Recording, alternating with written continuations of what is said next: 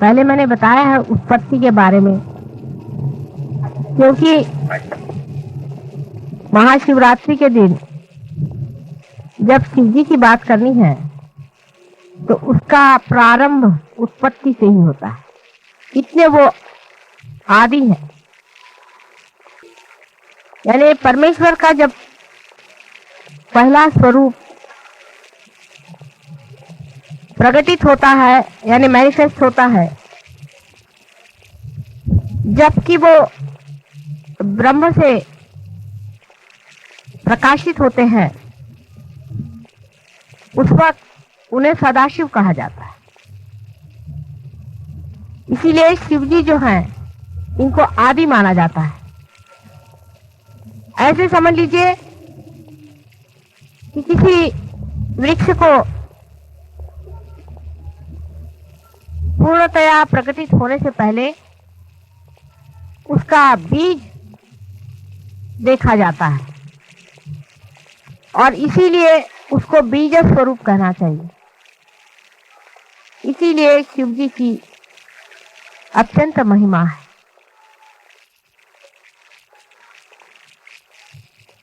उसके बाद, उनके प्रकटीकरण के बाद, उन्हीं के अंदर से शक्ति अपना स्वरूप धारण करके आदि शक्ति के नाम से जानी जाती है। वही आदि शक्ति परमात्मा के तीनों रूपों को अलग अलग प्रकाशित करती है, जिसको आप जानते हैं, जिनका नाम ब्रह्मा, विष्णु और महेश माने शिव शंकर है। यानी एक ही हीरे के तीन पहलू आदि शक्ति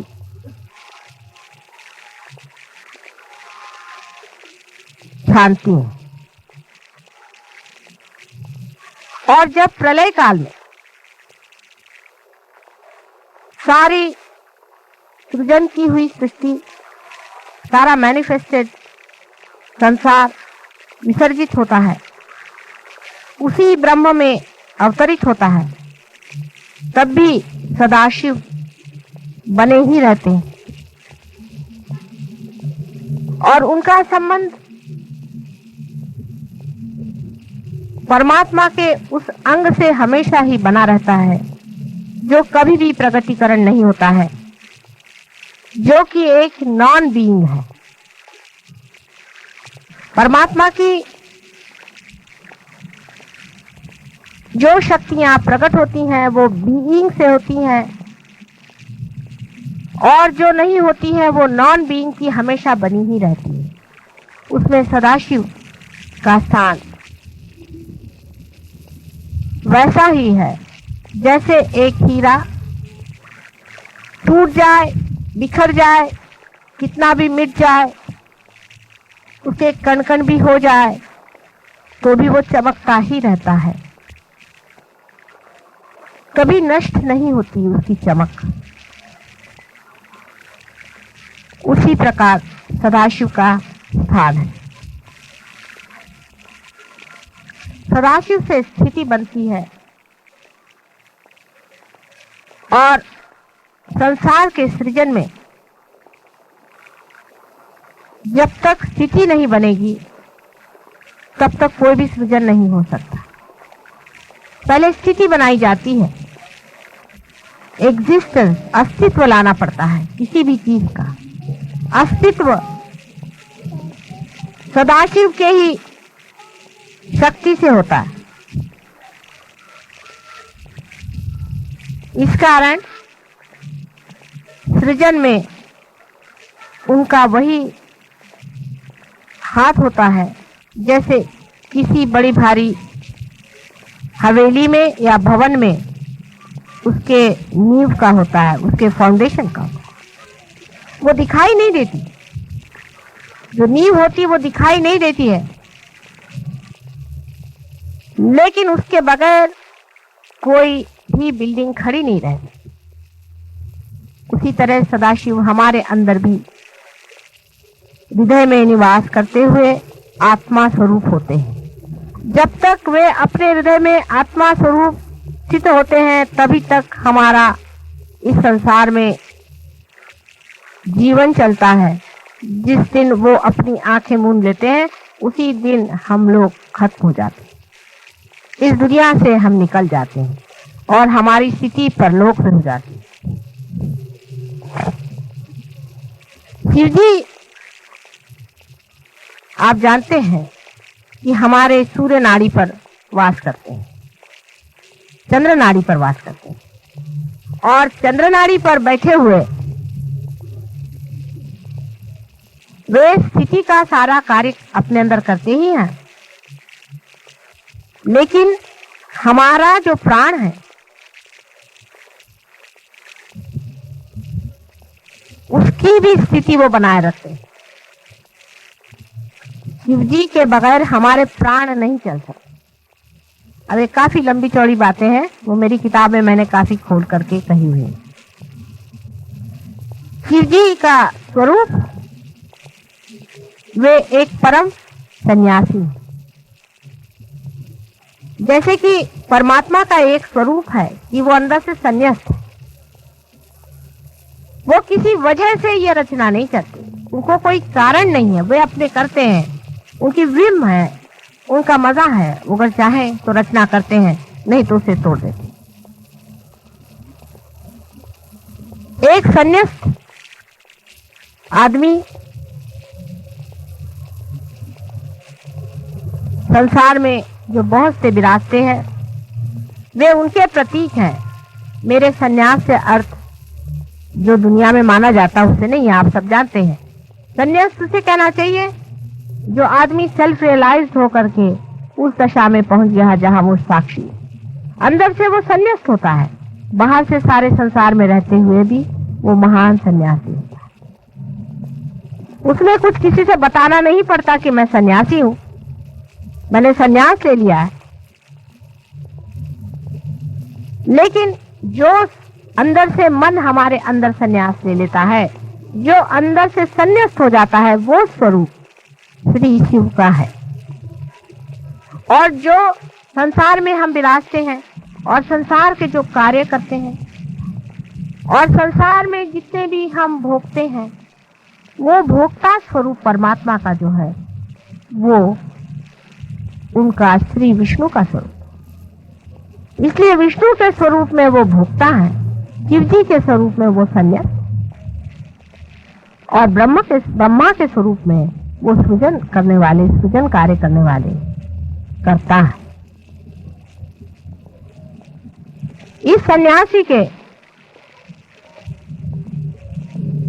और दृष्टि करने से एक अजीब सी चीज दिखाई देती है कि नील वर्ण का इनका शरीर, क्योंकि ये चंद्रमा के लाइन पे बैठे हुए हैं, इनके गले में, हाथ में सर्प लपटे हुए हैं। इनका सारा ही अलंकार सर्पों से हो जाता है। सर्प शीतल होते हैं, शांत होते हैं, दाहकता को पीते हैं, और वो अपने ऊपर सर्प को पाले हुए हैं। माने संसार का जितना भी दुष्ट, जितना भी विपरीत, जितना भी डंक, जितनी भी जबरदस्त चीजें संसार को नष्ट करने वाली हैं, सबको अपने शरीर में समाये हैं।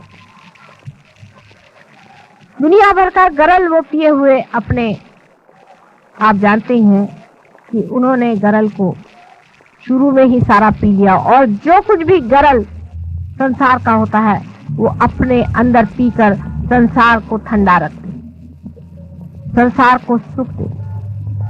जो कुछ भी मर जाती है चीज, खत्म हो जाती है, वो सारी ही उनके राज्य में जाकर बसती।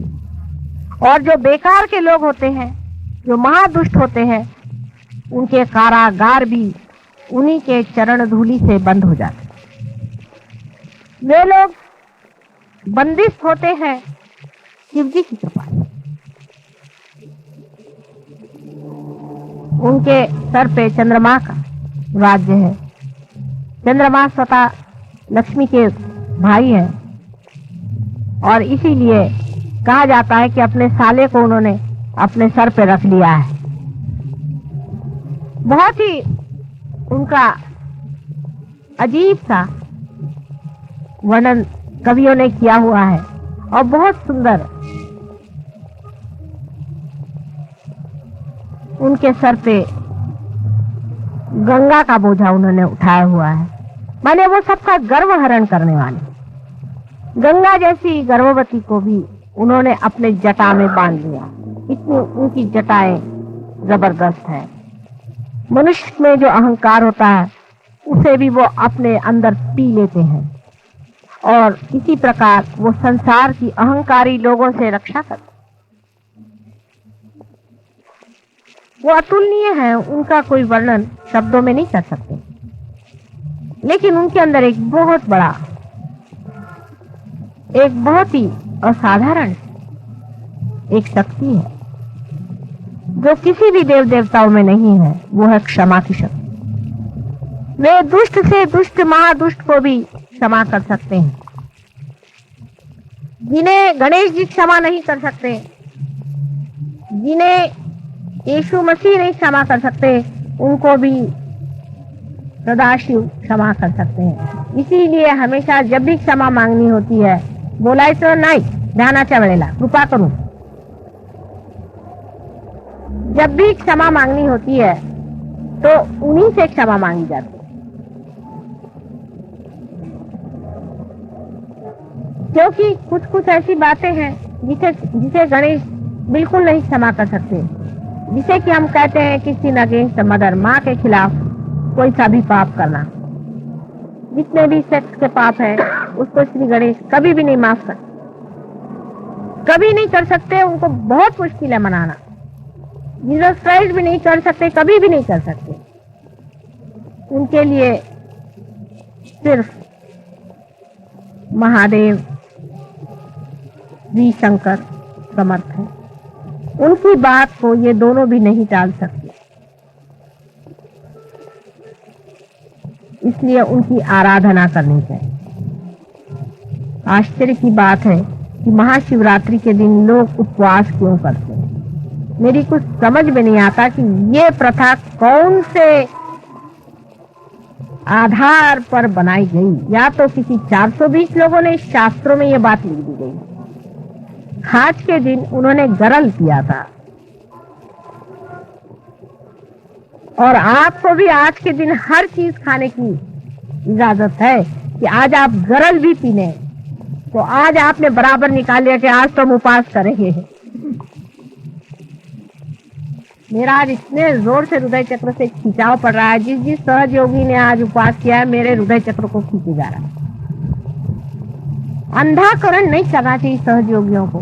सोच लेना चाहिए कि जो दिन बड़ा ही सेलिब्रेशन का है, जिन्होंने गरल पी करके संसार में विजय प्राप्त की, उस शिव जी का जब इतना बड़ा महोत्सव है, उस दिन भूखा मरना किसने बताया है? जिस दिन मनुष्य खुश होता है उस दिन ज्यादा ही खाता है। आज तो 2 रोटी ज्यादा खाने का दिन है, आज सबने उपवास करके रखा हुआ है। और इसलिए शिव जी सबसे नाराज हैं। और इस चीज को शिव जी भी नहीं माफ कर सकते। तो हो गया आप लोगों का कल्याण। तभी आजकल सब दूर इतने बड़े बड़े शिव भक्तों के पहले हार्ट अटैक आता। आज खुशियां मनाने का दिन कि उन्होंने सारे संसार का जो कुछ भी गरल था उसे पी लिया। जो कुछ भी अहित था, जो कुछ भी पाप था, जो भी दुष्टता संसार में फैली हुई थी, सबको उन्होंने शोषण कर लिया।